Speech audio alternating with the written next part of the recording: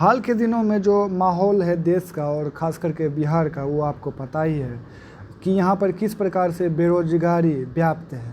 बेरोजगारी दर लगभग 17 से 18% बिहार में है और पूरे देश में भी इसका बढ़ोतरी हो रहा है। जब से भाजपा सरकार आई है तो आपको ये भी पता होगा कि इनका कुछ कार्य तो अच्छा है, खास करके विदेश मामले में मैं न्यूट्रल व्यू रखता हूँ। आप भी सहमत होंगे। आप क्या व्यू रखते हैं? जितना भी बात बोला मैं, अगर आप पूर्वाग्रह से ग्रसित नहीं होंगे तो आप न्यूट्रल व्यू रख पाएंगे। आप किसी पार्टी के नहीं हैं। जो पार्टी कार्यकर्ता होंगे, कोई भाजपा से जुड़े होंगे, कोई जदयू से जुड़े होंगे, कोई राजद से जुड़े हुए होंगे, कोई आम आदमी पार्टी, कोई कांग्रेस, तो उनका अलग मत होगा, वो सिर्फ पार्टी भक्ति करते हैं। लेकिन जो न्यूट्रल जनता है, जिनको कि आधारभूत जो आवश्यकता को पूर्ति करना है, जिनको जॉब चाहिए, जिनको शिक्षा चाहिए, जिनको स्वास्थ्य सेवा चाहिए, तो ये सब जो है न्यूट्रल व्यू रखेंगे। और जो हाल के दिनों में जो भी सिचुएशन बना हुआ है, महंगाई है, रुपया गिर रहा है और बहुत सारी समस्याएं हैं, एक समस्याओं का इन्होंने समाधान किया है, वो विदेश नीति में इनका थोड़ा सा जो है प्रभाव रहा है कांग्रेस के बनस्पत। बाकी अगर देखा जाए तो बेरोजगारी हो गया, महंगाई हो गया, ये पहले महंगाई पर बहुत बोलते थे, लेकिन अब 2014 में जितना भी वादा किया सब जुमलाबाजी हो गया। 2019 में ये जीत के आए, उसके बाद भी इनके द्वारा कुछ किया नहीं गया। आपको ये भी पता होगा कि जो कार्य इन्होंने किया है, खास करके जीएसटी, अभी तो जीएसटी अब अनाज और दूध पर भी लगाया गया है। आगे अगर देखिएगा उससे पहले तो ये नोटबंदी किया गया था। तो नोटबंदी इतना बड़ा फेल्योर है कि नोटबंदी के कारण अभी भी अर्थव्यवस्था जो है अपना भारत देश का, वो चरमराई हुई है। नोटबंदी के कारण जो भी कहा गया था कि काला धन, वो जो है काला धन बर्बाद हो जाएगा, नष्ट हो जाएगा, जो भी काला धन होगा, पत्थरबाजी जम्मू कश्मीर में बंद हो जाएगी, आतंकवाद का जो समस्या है वो समाप्त हो जाएगा, लेकिन ऐसा कुछ भी नहीं है। थोड़ा बहुत का अंतर हो सकता है। अगर मान लीजिए कांग्रेस में 20 होता होगा तो इनमें 19 हुआ होगा, इतना ही अंतर है। ये नहीं कि ये 20 कांग्रेस में होता था तो इनका 10 हो गया, थोड़ा बहुत अंतर हो सकता है। लेकिन और सभी मामले में मैं कांग्रेस को ही इनसे बेहतर समझता हूँ। इनके द्वारा बहुत बोला जाता है, कुछ किया नहीं जाता है। जितना भी बात ये बोलते हैं सब जुमला साबित हो जाता है। और इनका जो पहले राष्ट्रीय अध्यक्ष है, अभी वर्तमान में गृह मंत्री हैं, उनके द्वारा तो जुमला को एक्सेप्ट भी किया गया है। 15 लाख का जो वादा था वो बोला गया था कि वो तो चुनावी जुमला था। अब इनका बात हो गया, इनके बारे में आप अवगत ही हैं, ज़्यादा बात इनके बारे में अब नहीं करेंगे। वो आप डिसाइड करेंगे 2024 में आपको क्या करना है। अब आ गया ये नीतीश कुमार पर। इनका 2010 से पहले का जो कार्यकाल था वो बहुत ही अच्छा था। उस समय इनका कार्यकाल इतना अच्छा था कि इनका जो है स्वर्ण पीरियड आप कह सकते हैं। अब देखिए इनका वर्तमान में जो कार्यकाल रहा है, हालांकि बहुत सारी बहाली, इनसे ज़्यादा बहाली तो हमको ये लग रहा है कि ये लाए हैं। खास करके प्रशासन में सिपाही का लगभग 30,000 से बहाली आसपास है। दरोगा का आप कह सकते हैं कि 7500 के आसपास है। 3 बार बहाली 10 के बाद आ चुका है। उसके बाद स्वास्थ्य, हाँ इनका जो है देखिए अभी क्या है, शिक्षा विभाग में 1 बार बहाली आया है। हालांकि शिक्षा का जो सीट है बहुत ज़्यादा रिक्त है। 4 से 5 लाख शिक्षक बिहार में बहाल किए जा सकते हैं। और शिक्षा जो व्यवस्था है, स्कूल में जो व्यवस्था दिए गए हैं, उनमें भी सुधार लाया जा सकता है इनके द्वारा। तो ये सब पे पता नहीं क्यों नहीं ध्यान देते हैं ये। अगर ये सब पर अगर ध्यान दे देंगे ये, तो इनसे अच्छा कोई नहीं होगा। मैं भी व्यक्तिगत रूप से इनका सम्मान करता हूँ। मैं तो इनका पहले फैन था, अब इनका जो है कुछ नहीं हूँ। पहले फैन था। गांधी मैदान में जो बमबारी हो रही थी 2014 में भाषणबाजी के समय, उस समय मैं वहाँ उपलब्ध था, वहाँ पर मौजूद था और बगल में बम भी फूट रहा था, लेकिन मैं वहाँ से भागा नहीं इनका भाषण सुनने के लिए। अब इनका भाषण जो है मुझे पकाऊ लगता है, जुमलेबाजी लगता है, झूठ लगता है और ऐसा लगता है कि ये मुझे ठग रहे हैं। आपको भी ऐसा ही लगता होगा। 2 करोड़ का वादा जो ये रोजगार का किए थे, 2 करोड़ में 20 लाख ये कहिए 2 लाख तक जो है अभी तक नहीं दे पाए हैं सालाना। और जो आपको ये भी पता होगा 2019 में एनटीपीसी का ये बहाली ला दिए थे, ग्रुप डी का ला दिए थे, अभी तक पूरा नहीं किए हैं। तो ये जो है बहाली, ये जो बहाली लाते भी हैं, ये इनको पता है। ये लाते हैं कब? तो जब चुनाव होगा उस समय ये लाएंगे बहाली। और जो भी फॉर्म भरे हुए रहते हैं 1 से 2 करोड़, उनको लगता है कि अब ये चले जाएंगे तो बहाली कैंसिल हो जाएगा। तो इस बार आपको ऐसा नहीं सोचना है। ये बहाली के समय अगर लाए, ये इलेक्शन के समय अगर ये बहाली लाएँ भी तो आपको ये नहीं समझना है कि इतना बहाली आ गया, फॉर्म भरे हुए हैं, अब क्या होगा। कोई भी आएगा बहाली देना ही है, चाहे ये दें फॉर्म, हो सकता है कि ये जो भराए हो वो कैंसिल हो या उसी बहाली को आगे कंटिन्यू किया जाए दूसरे पार्टी के द्वारा, जो आपको अच्छा लगे। हाँ, आपको ये भी ध्यान में रखना है कि आप उसी को चुनें जो आपके मुद्दे को चुनता हो। आप पार्टी बेसिस पे किसी भी नेता को ना चुनें, चाहे एमएलए हो चाहे एमपी हो। आपके लिए जो कार्य करता हो उसको चुनें। ना जाति देखना है आपको, ना ही आप किसी पार्टी को देखना है आपको। जो आपके मुद्दों को सदन में उठाता हो, जो आपके लिए तत्पर रहता हो। अभी आपको पता ही होगा सीटेड बीटेड अभ्यर्थियों के लिए जितने भी राजद हो, जदयू हो, विधायक हो, आप उनको वोट किए होंगे, किसी न किसी क्षेत्र में उनको आप वोट किए होंगे, लेकिन अभी वो शांत हैं, वो आपके लिए आवाज़ नहीं उठाएंगे क्योंकि वो पार्टी भक्ति करते हैं। और आप पार्टी भक्ति करने वाले नेताओं को तो बिल्कुल भी ना दें। जो आपके लिए कार्य करता हो उनको जिताएं, तभी विकास संभव है। और बिहार जैसे यूपी बिहार जैसे राज्य में तो यही करना होगा। अब देखिए, इनके द्वारा बहुत सारा सरकारी स्कूल में कार्य किया गया है, तो इनको जो है अभी सीबीआई के द्वारा, ईडी के द्वारा, इनके द्वारा परेशान किया जा रहा है, मोदी जी के द्वारा। ये भी बेचारे अच्छा कार्य कर रहे हैं, अब आगे करेंगे या नहीं करेंगे, लेकिन अभी वर्तमान में ये अपने कैपेसिटी के अनुसार अच्छा कार्य कर रहे हैं। आप भी सहमत होंगे। रवीश कुमार जी ये पत्रकारिता अच्छा करते हैं, लेकिन ये कभी कभी क्या करते हैं कि कुछ अच्छे कार्य को भी ये क्रिटिसाइज कर देते हैं। जैसे इनका जो कार्य था 370 का हो गया, या फिर जो है विदेश नीति पर, ये सब मुद्दे पर इनको जो है पॉजिटिव बात बोलना चाहिए ये इनको।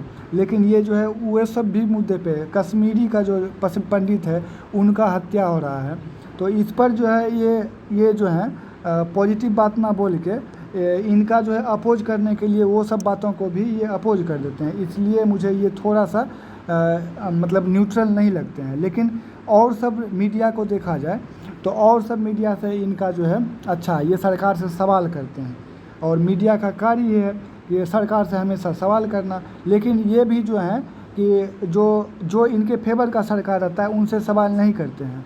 तो जो सभी मीडिया में खामी है, लेकिन सभी मीडिया में ये जो है बेहतर हैं। अब एक हैं, आप मनीष कश्यप जी को जानते होंगे, ये भी पत्रकार हैं, ये लोकल पत्रकार हैं, बिहार से संबंधित हैं। ये जो है बेचारे सभी से, चाहे भाजपा हो जदयू हो, सभी से ये सवाल करते हैं। ये खान सर हैं, इनके द्वारा स्टूडेंट के पक्ष में बहुत आवाज़ उठाया गया है। लेकिन अभी हाल के दिनों में कभी कभी इनको भी देखते हैं कि इनका जो मुद्दा रहता है वो उठाते हैं, लेकिन बहुत सारे ऐसे मुद्दे हैं जो कि ये भी नहीं उठाते हैं। अब देखिए बिहार में क्या क्या समस्याएं हैं। बिहार में जो बहाली प्रक्रिया है उसको भी आप जानते होंगे कि ये निष्पक्ष नहीं है। जो प्रक्रिया क्या है, अब देखिए कैसे होनी चाहिए। तो पहले तो आप जो रोज़गार बिहार में बढ़ेगा, चाहे यूपी और बिहार में, तो वो बड़े उद्योग को लगाना होगा।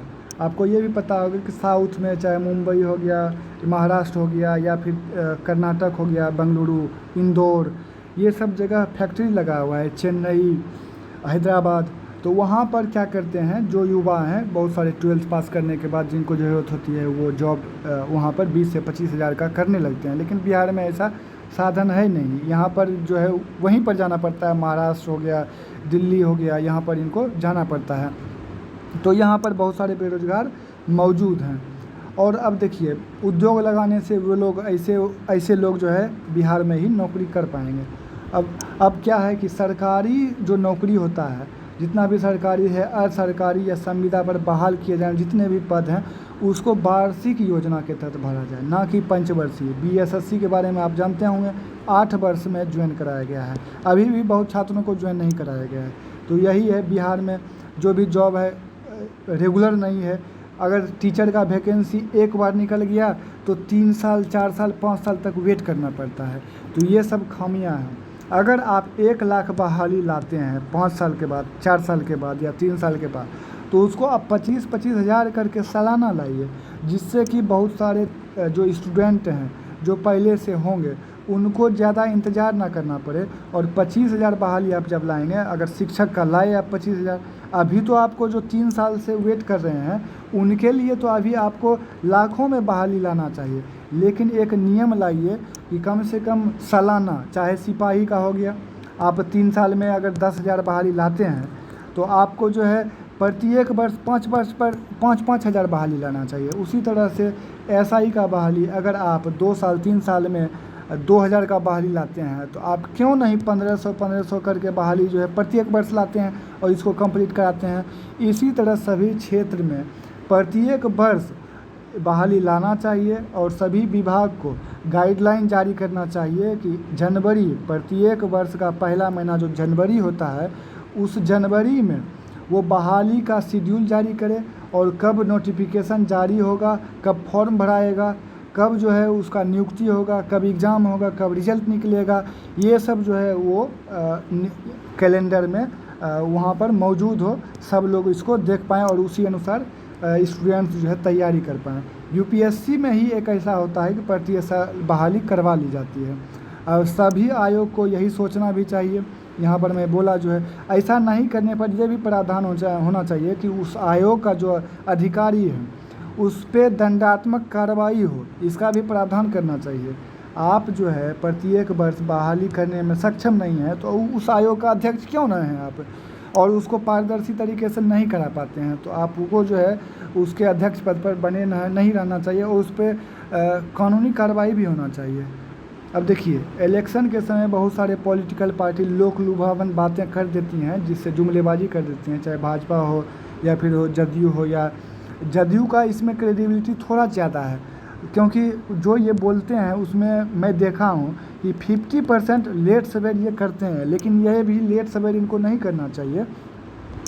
अब आइए देखते हैं कि अगर ऐसा नहीं करने, ये जो इलेक्शन के समय जुमलेबाजी होता है या लोक लुभावन बातें होती हैं, अगर पूरा नहीं हो पाता है तो वैसे जो नेता हैं, वैसे जो पॉलिटिकल पार्टी हैं उसके खिलाफ कोर्ट में जाने की व्यवस्था हो।